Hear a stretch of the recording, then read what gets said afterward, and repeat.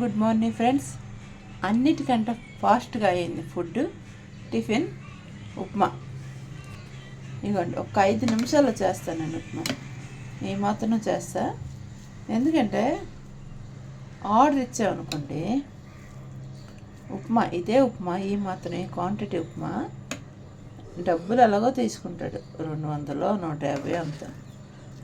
అదే మనం ఇంట్లో చేసాం అనుకోండి 5 మినిట్స్లో అయిపోతుంది. కొంచెం నెయ్యి పోసుకున్నాను అనుకోండి ఆఖరిలో మస్తు ఉంటుంది.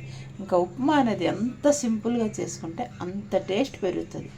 ఒక ఆడది ఎంత సింపుల్గా ముస్తాబైతే అంత అందం రెట్టింపు అవుతుంది అన్నట్టుగా ఉప్మా ఎంత సింపుల్గా చేస్తే అంత టేస్టీ పెరుగుతుంది. ఏం లేదు, శనగపప్పు, ఆవాలు, జీలకర్ర, పచ్చిమిర్చి 4 ఉల్లిపాయలు ఇవి వేసి, టమాటా కూడా అవసరం ఉండదు, వేసి పోపేసి నీళ్ళు కొంచెం ఎక్కువ వేసి ఈ మాత్రం నూకతో ఉప్మా చేసారు. నూక ఎప్పుడు వేపకండి, వితౌట్ వేపకుండా చేస్తే నూక బాగుంటుంది.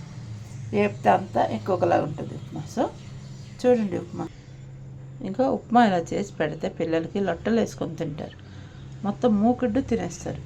కొంచెం ఒక్కరికి సరిపోయినంత ఉప్మా చేశాను. ఇప్పుడే 5 మినిట్స్ అవుతుంది ఉప్మా చేశాను.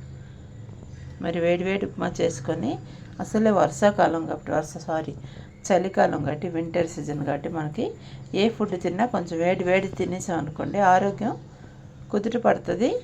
జలుబులు ఇవన్నీ తగ్గిపోతాయి కూడా. ఒకవేళ జలుబు ఎటువంటి పరిస్థితులు వచ్చినా అది వేరం కోలుకుంటుంది. సో ఉప్మా చేసినదా మరి. Good day, good morning. ఉప్మాతో గుడ్ మార్నింగ్.